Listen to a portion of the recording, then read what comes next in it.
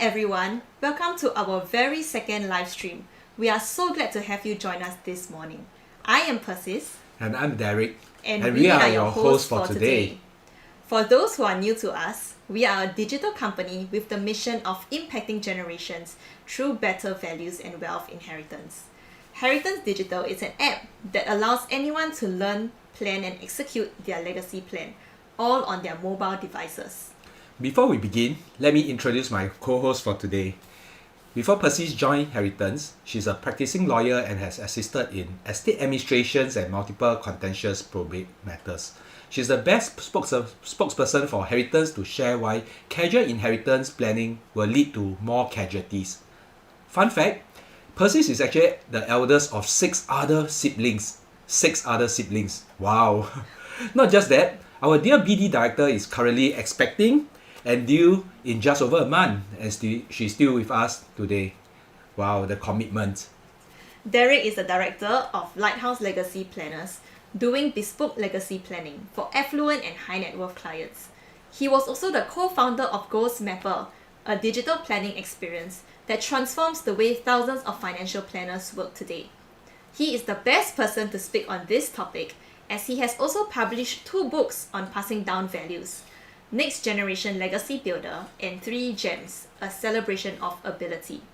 Fun fact, Derek spent 10 years serving the nation as a systems engineer, which explains his ability to make complicated things simple. We are very excited today because we are finally revealing the sneak peek of our long-awaited Heritance app.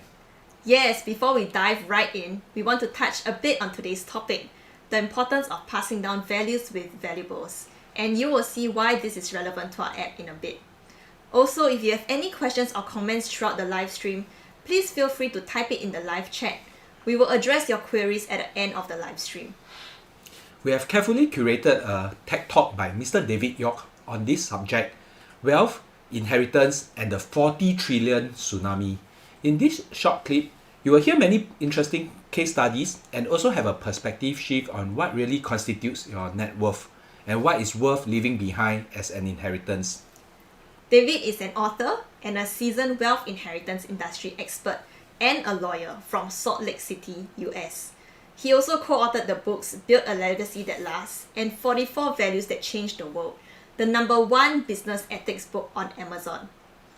David challenges the conventional method of wealth transfer and focuses on how to make the most positive, meaningful impact with wealth across generations, the same way Heritance does, impacting generations through better values and wealth inheritance. So without further ado, let's hear from Mr. David York.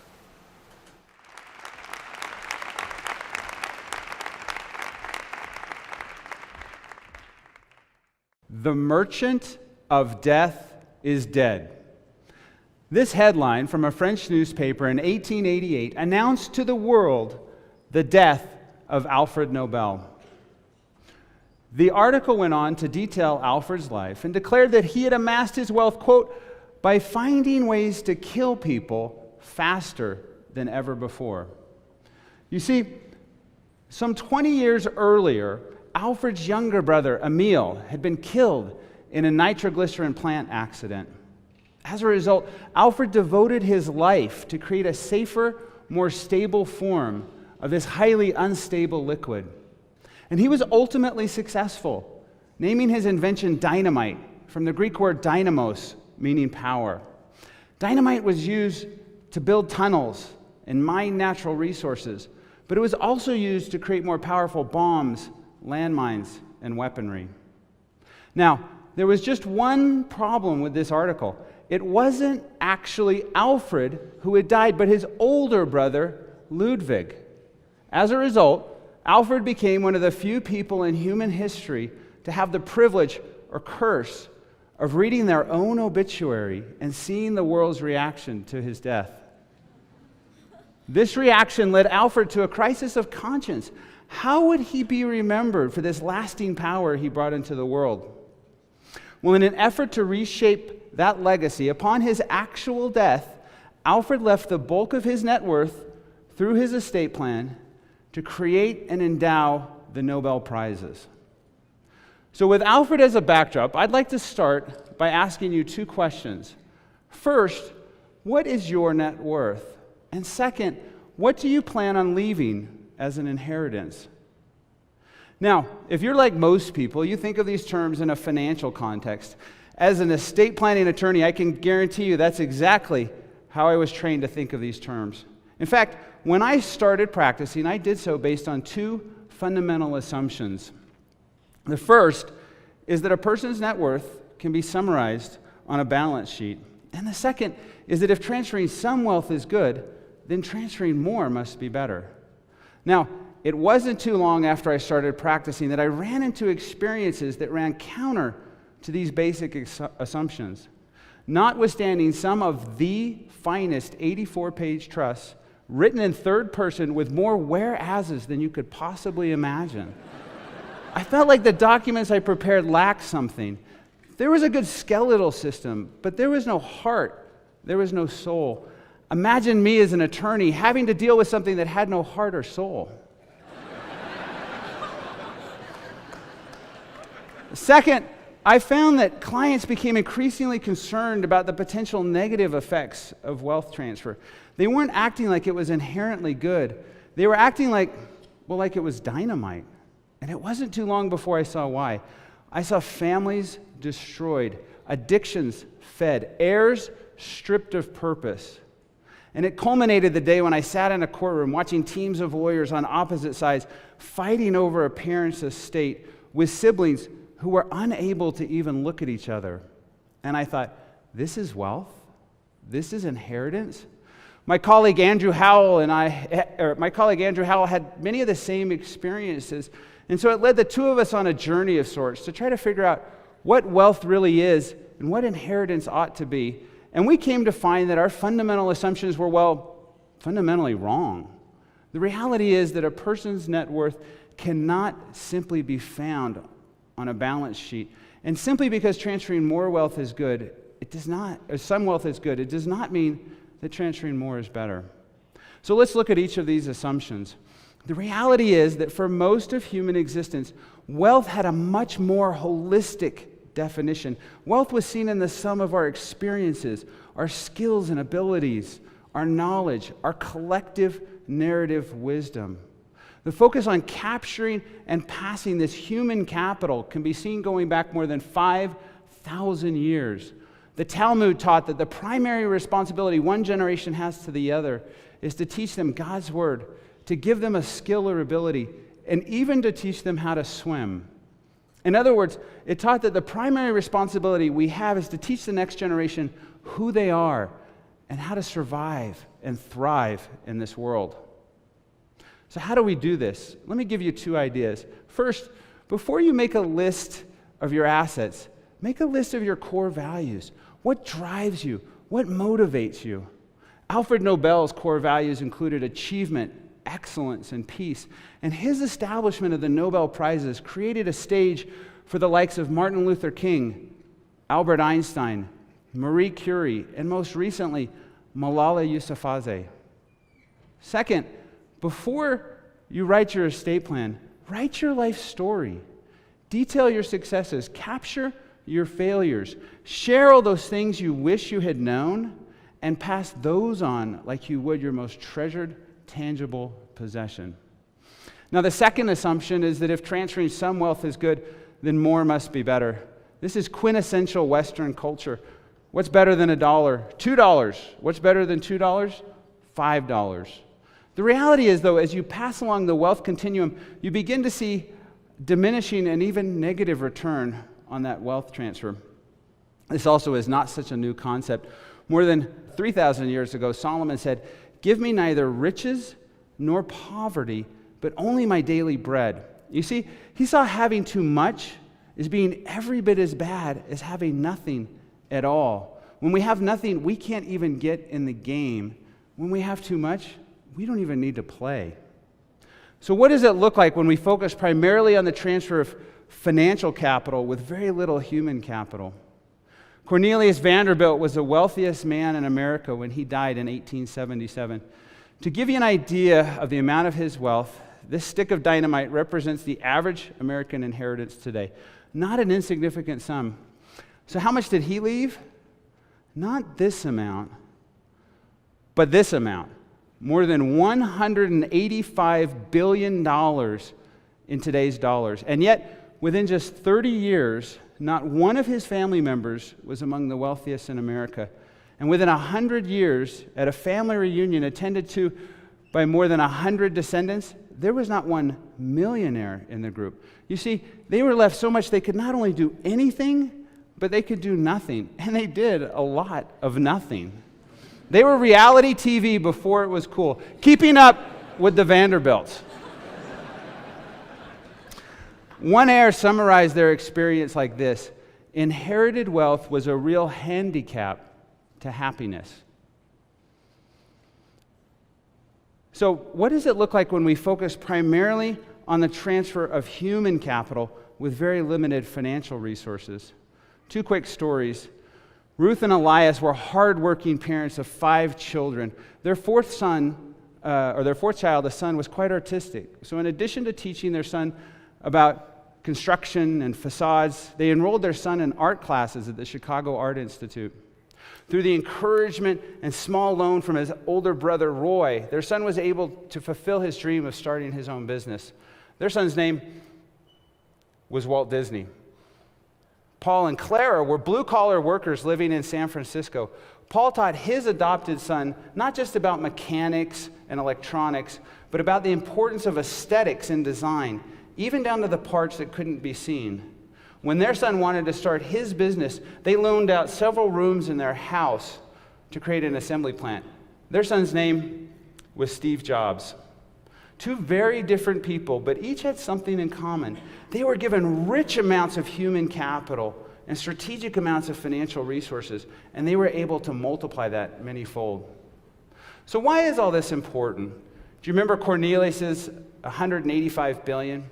Well, the Center for Wealth and Philanthropy at Boston College projects that over the course of the next 30 years, the baby boomer generation will ultimately transfer more than 216 times that amount, or more than $40 trillion. This will become the largest financial wealth transfer in the history of the world. So what if we upcycled wealth transfer? What if instead of simply transferring visionless dynamite, we first captured our human capital in all its forms, and we strategically coupled it with our financial resources? What kind of heirs could we produce for successive generations? If we did that, how much of that otherwise wasted part of the inverted U-curve could we redeploy into scientific advancement, education, caring for the poor? What terrible things in the world could we work to eradicate? What beautiful things in the world could we work to multiply? I'd like to end by asking you 2 questions. First, what is your net worth? And second, what do you plan on leaving as an inheritance? Now, I can actually answer the first question for you. You may be thinking, I'm no Walt Disney, I'm no Steve Jobs, but that doesn't mean you aren't Roy Disney or Paul Jobs. The reality is we each have rich amounts of human capital just waiting to be deployed, and not just in children and grandchildren, but in nieces and nephews and friends and neighbors. The reality is our collective human capital is our greatest renewable resource. Now, as far as the second question, obviously I can't answer that one for you, but I will say this: if we capture wealth in all its forms and we strategically use that with the financial resources we have the potential to make the next 30 years the greatest wealth transfer in the history of the world. Thank you.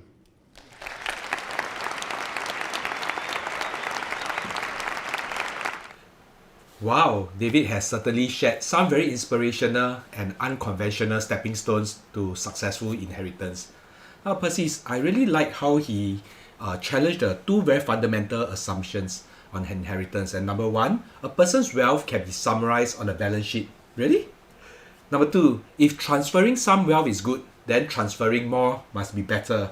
Another flawed assumption. Yes, in fact, a person's net worth is not just measured in dollars and cents, but there is so much human capital, wisdom, and values that make up someone's worth. I really like what David said about passing down our life story before passing down our assets too. Finally, our collective human capital is the greatest resource.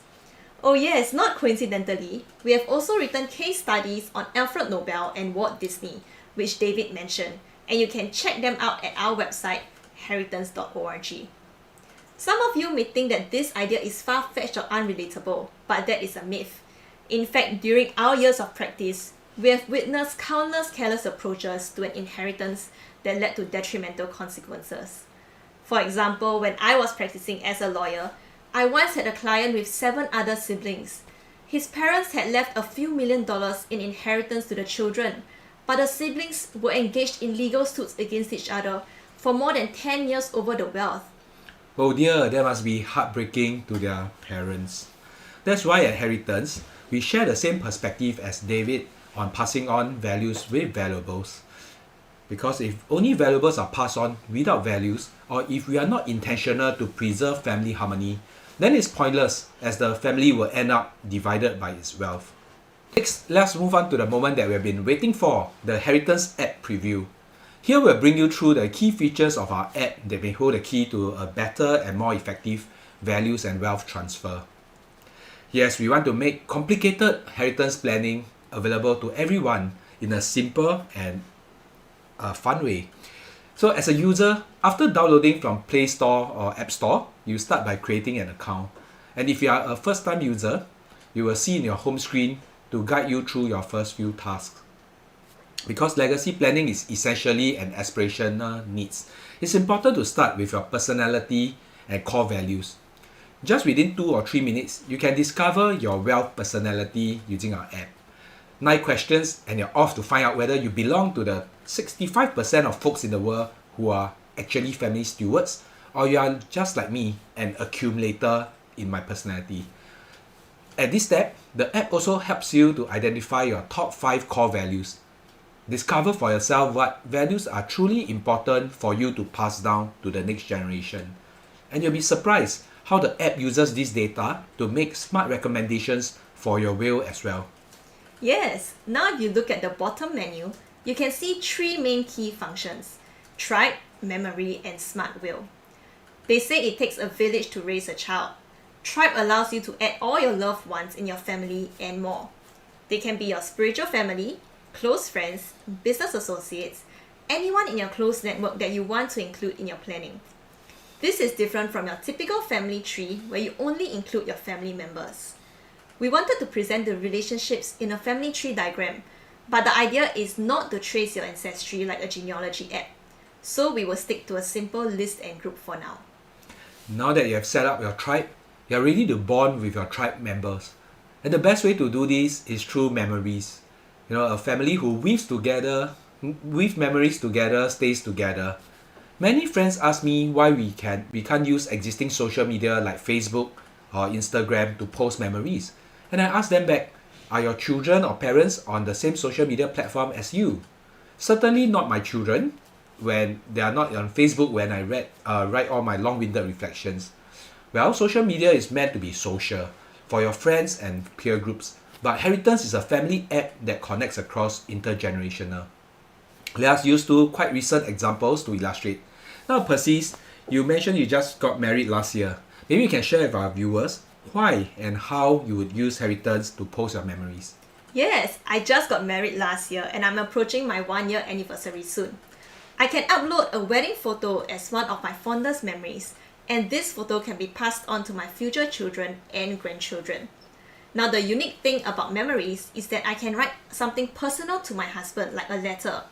And this is unlike social media, where I may have hundreds of followers and people that I'm not so close to. I may not want to share such a personal message with my followers. With the Heritance app, however, I can write a personal letter to my husband and pass this memory to my children and grandchildren in future so that they can catch a glimpse of my married life. Another unique feature is that we can upload not only photos, but videos, audio, and even documents to pass on. So a memory inheritance is really a weave-together collection of multimedia files. For example, I can also go to my 88-year-old grandmother to record her blessings for my unborn child in her authentic Hakka voice. In fact, there are 4 generations between my grandmother and my unborn child. How cool would it be for my child when she is 21 years old to hear her great-grandmother's blessings for her, even if my grandmother is no longer around? How about you, Derek? You told me about your daughter's PSLE results. That's right. PSLE result was released last Wednesday, and after that day, some of my friends posted their reflections and encouragement to their children on Facebook. But I'm quite sure these posts never are meant for their 12 years old. I mean, how many 12 years old has a Facebook account? And even if the child saw his parents' encouragement, it will be seen once before being overtaken by hundreds of other posts. Anyway, this was my post. After collecting her results, my daughter told me she was very happy because she actually expected worse. And I told her that's because she had a very low self-confidence all this while.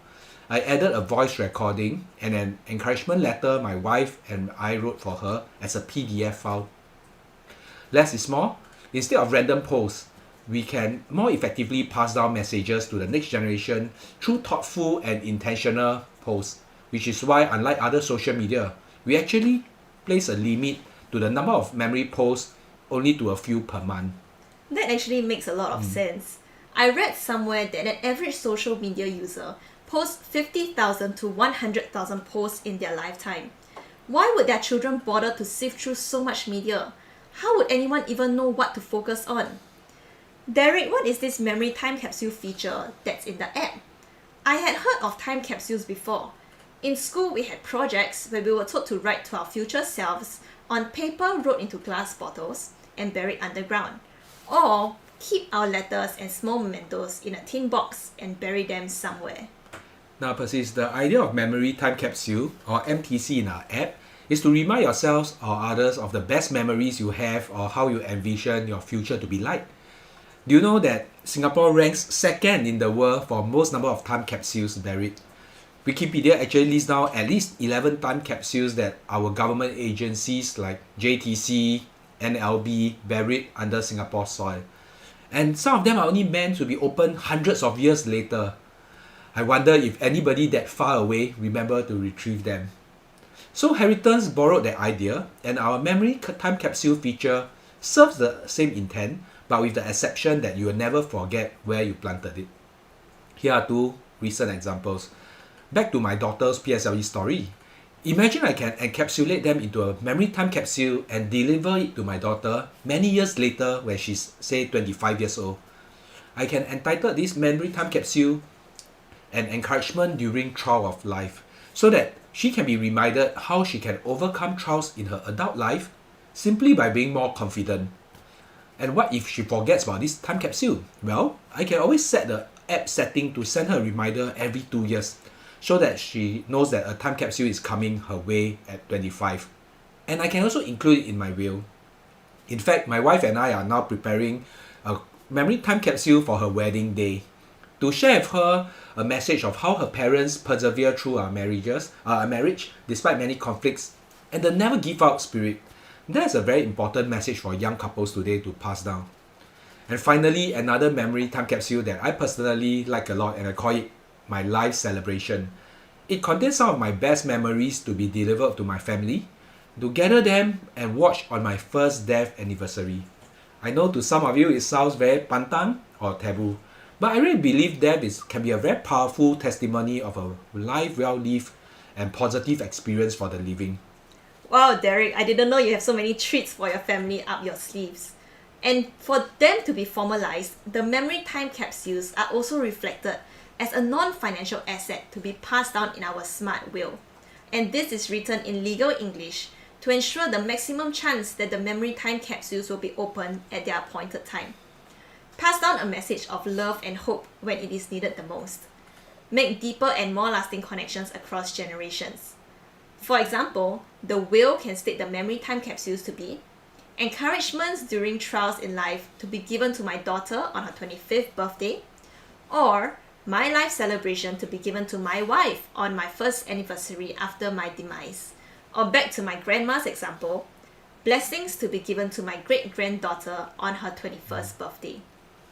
We have many other Smart Wheel features that we will unpack at our next live stream, and that's really our core product. As a lawyer, I know that there is really nothing like this in the industry. And like many features in a heritance app, this is a game changer that makes leaving a legacy no longer a boring and once-in-a-lifetime exercise, but a lifestyle of intent and purpose. And that's how we achieve today's topic, passing down values with valuables, in a very tangible and legally effective way. Each function of the heritance app is designed to achieve the best outcome for your family inheritance. The app starts at the free tier with the Smart Will as a premium feature. As users interact more with the tribes, memory time capsules, and Smart Will, he or she can upgrade to the paid membership to create more meaningful and deeper connections. Remember to visit our website www.heritance.org and follow our social media for more feature update. I'm so excited for all of you to get your hands on the app and try out the features yourself. Derek, is this all that the app can do? Of course not. There are many other cool features we have prepared that will be rolled out in the coming months. Stay tuned.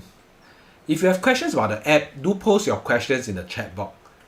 Before we go to the Q&A section, let us watch a video together. This video is very close to my heart, and that's why I named my consultancy firm Lighthouse Legacy Planners.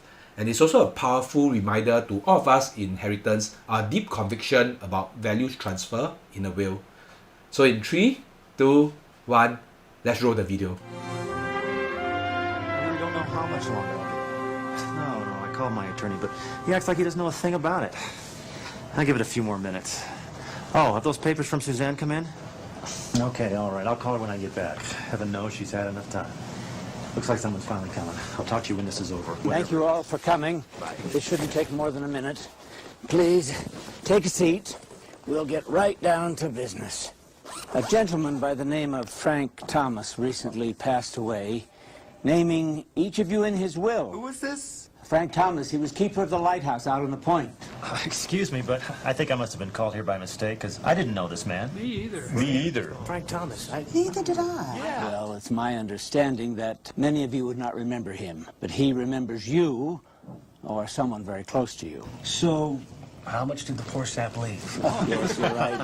He wasn't a man of much means, but he did leave each of you an envelope. Can you beat that? This is my lucky day. Richard Marks. Yes. John Griffin. Here. Donna Wilkins. Steve Nielsen. I'm here. Barbara Wortley. I'm Barbara. Thomas Christensen. Right here. Jennifer Lee. That's me. Paul Johnson. Down here. $17. Wait a minute.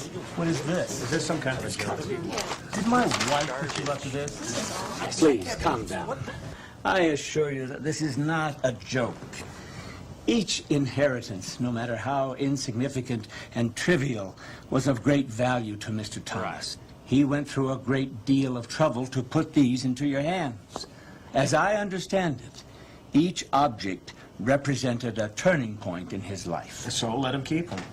Each of you will find a letter in your folder from Mr. Thomas, explaining to you the value of his gift. Now, although I can't force you to keep these endowments, at least feel an obligation of courtesy about reading his letter. After that, you can do as you please. Thank you for being here, and have a good day.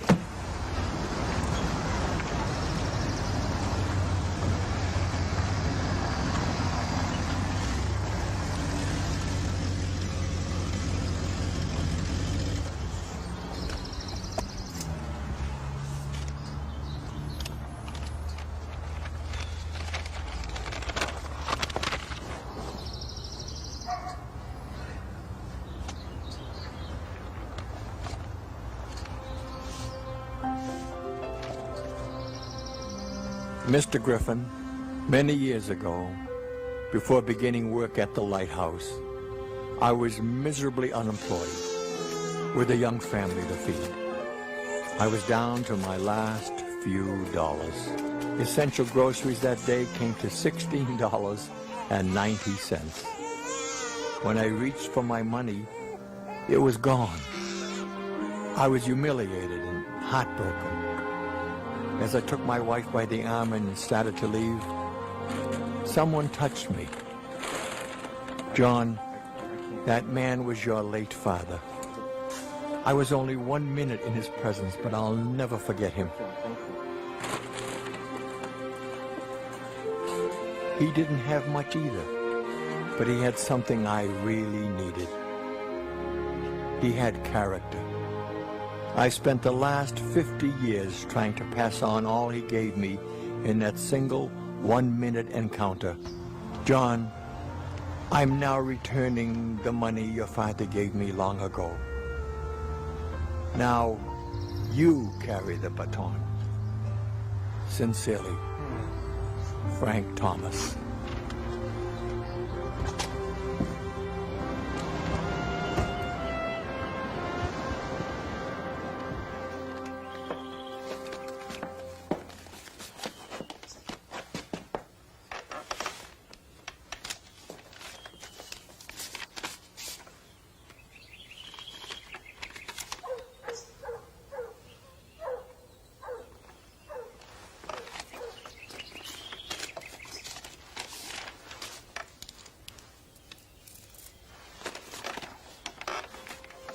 Dearest Mrs. Williams, I never thanked you for the difference you made in my life many years ago.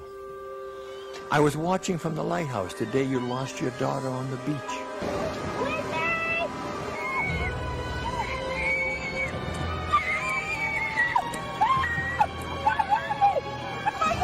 What a sad day it was. Though you didn't notice me, I cried along with you.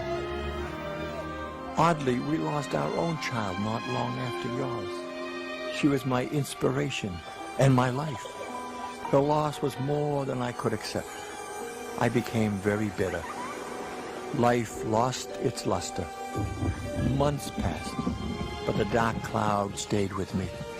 It hung over me like a shadowy shroud. And then... Beautiful day, isn't it? Would you like a flower?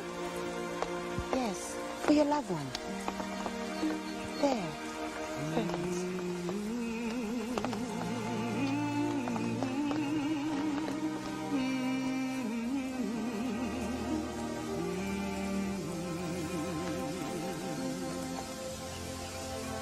You dealt with your loss and were able to carry on. Your smile gave me the courage to go on as well. And your flower has been my constant reminder to keep my head up regardless of the storm.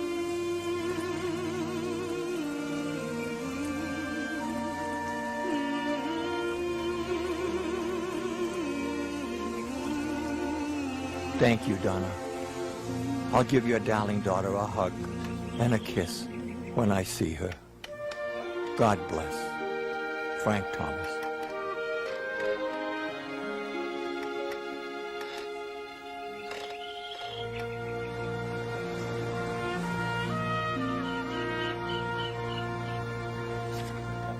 Thank you.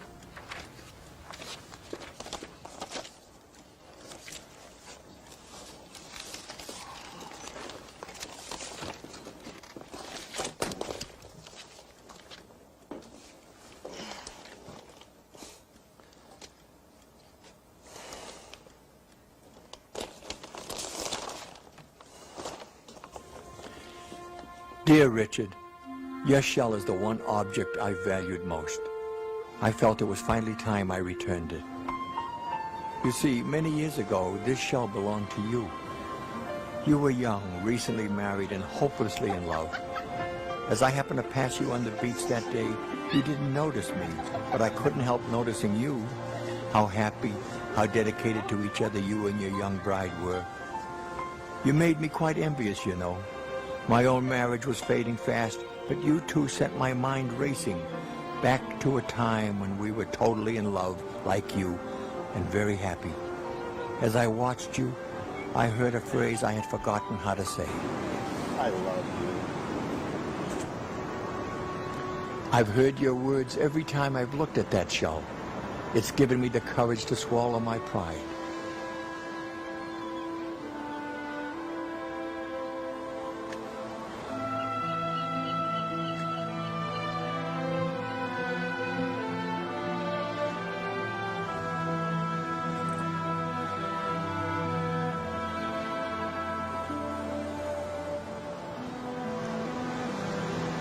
sorry.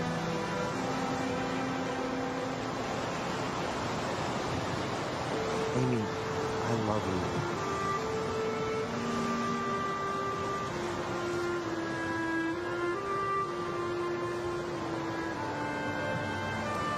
It's nice to hear something.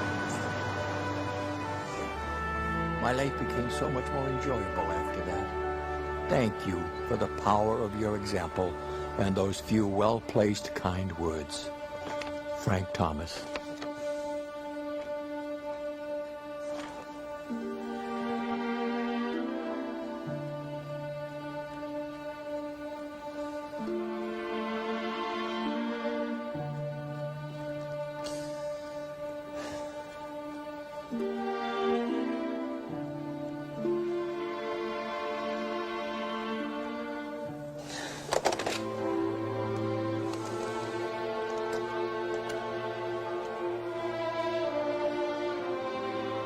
Goldman and Goldman, may I help you? Yes, Richard Marks calling for Jeff Goldman. Please hold. Thank you. This is Jeff. Jeff, it's Richard. Hey, the divorce papers come yet? Yeah, I've got it right here. Say, hold off for a few days. But I thought you couldn't wait. I know, but something's come up. I just need to give it one more try. You feeling okay now? Yeah, I'm feeling fine. Actually, I haven't felt this good in a long, long time. Hey, it's your life. Thanks. See ya.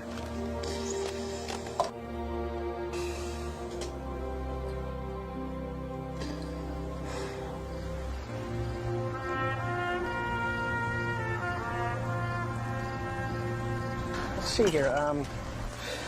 Parts came to 198, labor was 230, total comes to 447 with tax. Oh.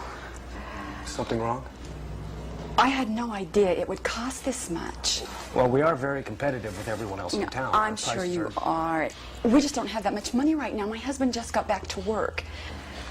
Oh, I'm sorry. I don't even have a credit card right now, but maybe I could make some payments. Look. Okay, what if I've got a couple hundred, and I could pay you some what next if we month. take off the labor? Will that work? You can't do that. Well, I'm the boss. I can do whatever I want. And besides, I did most of the work on that car anyway, so comes to 217. Looks like 200 even. 200. Here. Well, here. Thank you so much. You are so kind. I'll never forget you for this. You know, somehow I think you're right. Have a good day. Take care. The treasure of the moment was in the kindness of your words. Above the doubt and darkness, it was you that I heard. Maybe without knowing, you rescued me that night, like a lighthouse shining, giving me light. With our hands and our hearts, we make the lighthouse shine. In an instant, there's no distance, we can reach the shore tonight. We can show the way, like a lighthouse shining.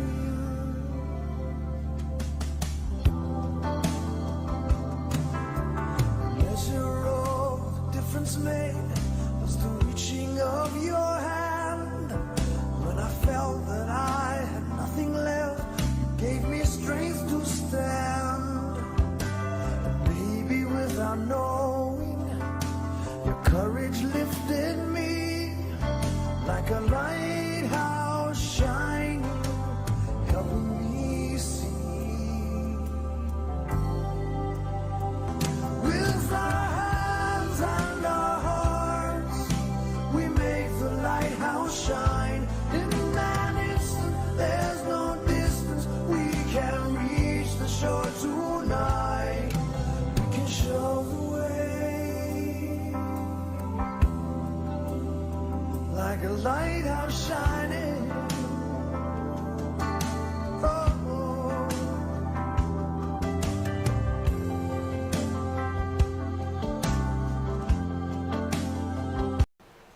I'm sure you will find this video meaningful just like us. And why do I show this video? Many folks I spoke to over the years tells me the same thing. They say, Derek, I don't need to plan so complicated. I'm not rich or I don't have children. Just go by how the government plans for me. These folks can't be more wrong. You know, when we only have money to pass down, we are very poor indeed. In this clip, Frank Thomas had no money and had no children, but he had inspired, influenced and impacted more people than many millionaire families ever did. How come? Because he was intentional to do so. He traced back all the turning points in his life.